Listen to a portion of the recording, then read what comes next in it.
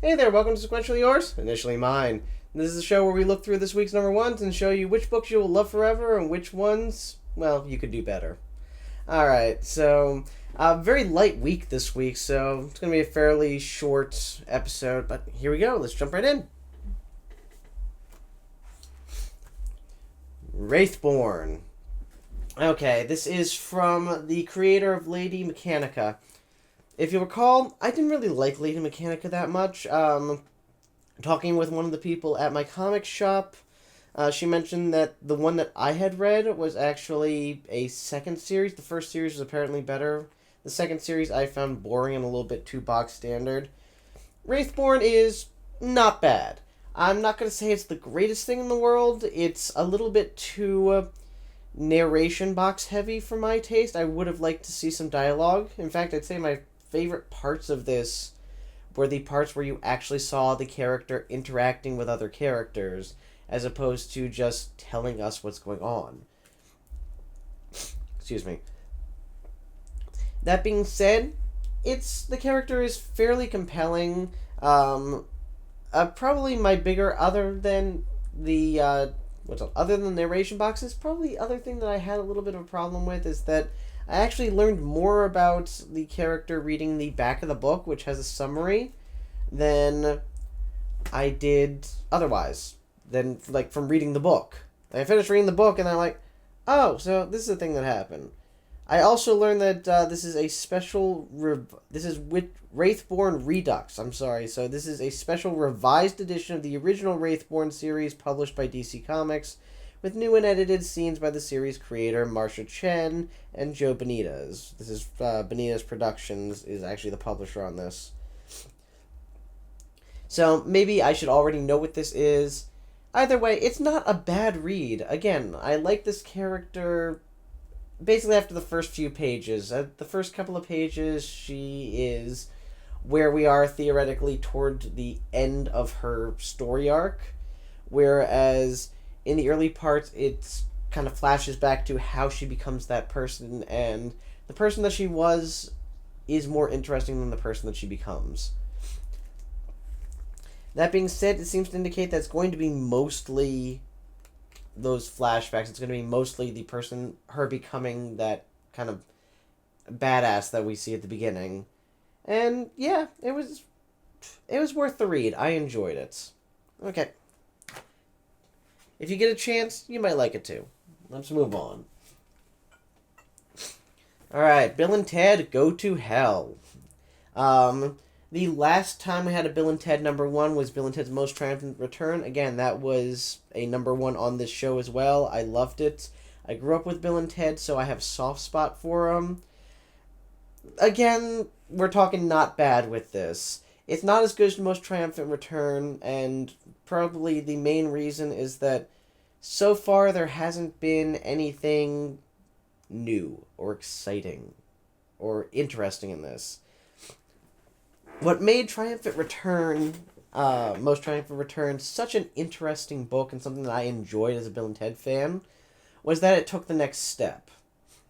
It was about, basically, it starts off right after the Battle of the Bands at the end of Bogus Journey, and, you know, they have to figure out what they want to do, what their next song is. They can't write a new song.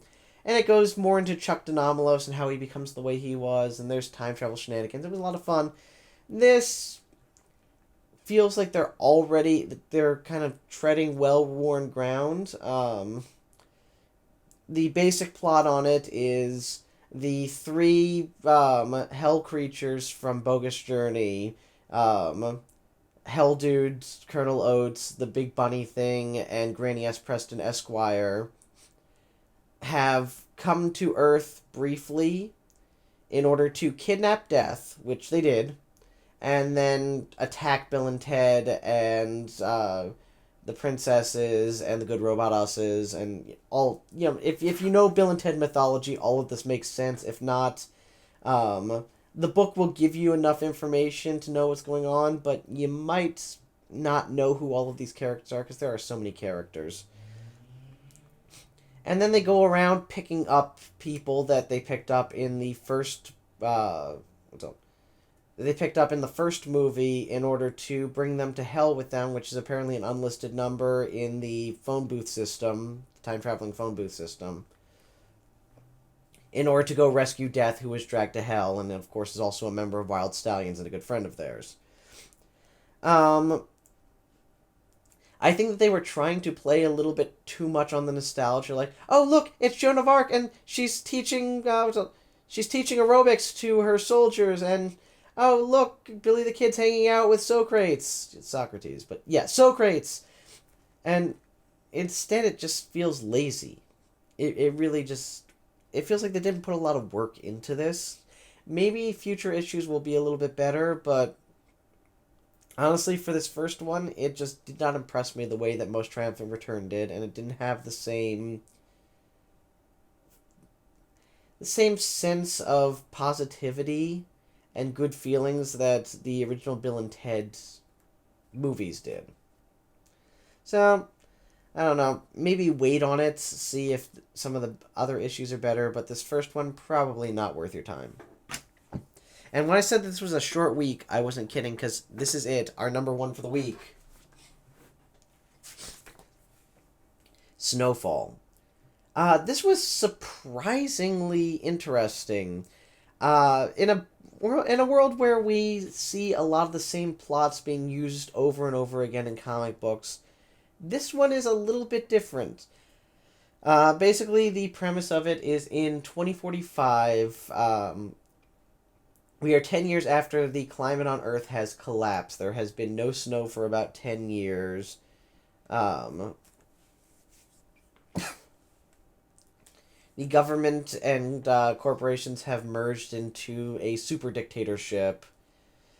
And there's this one guy who was a legend called the White Wizard, who used to be able to create snow, and he was a terrorist but also a freedom fighter. And I'm not describing it very well because a lot goes on in this issue, but trust me when I say that they lay this out pretty well.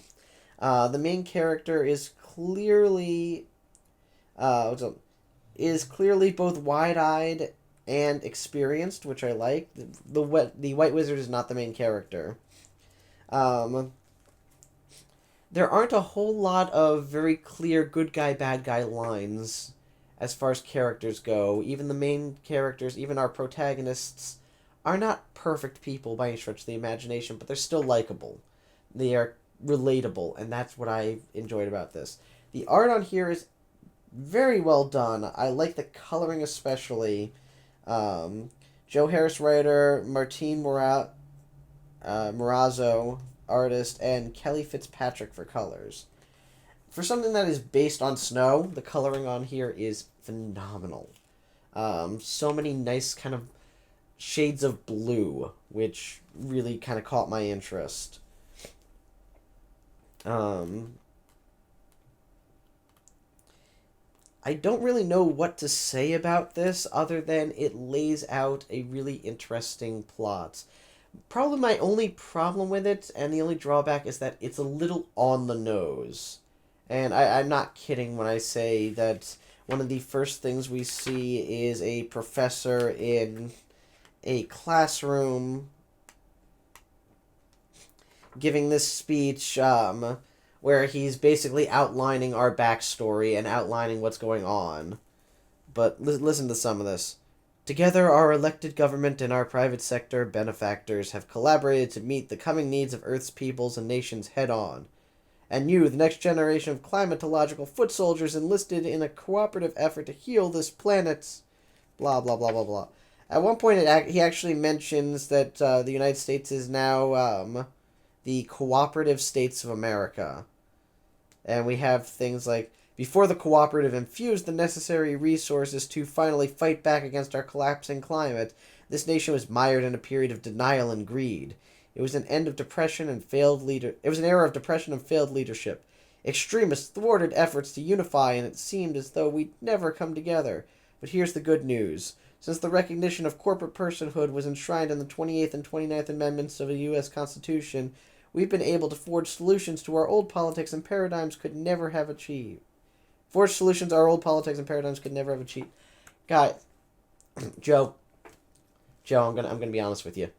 It's a little on the nose, back it off a bit. The flag is now literally a corporate logo in blue, and then a bunch of wavy lines is the Cooperative States of America flag, and it actually has the corporation like name in the logo. It's a little much. Back it off. Back it off. Otherwise, the underlying story is actually very interesting, and if you get a chance and you have 4 spare bucks, it's worth reading. I'm interested to see where it goes. I'll probably keep following it at least for another issue or two. So, Snowfall. I don't know what your opinion is going to be on any of these, but these were initially mine. Take care.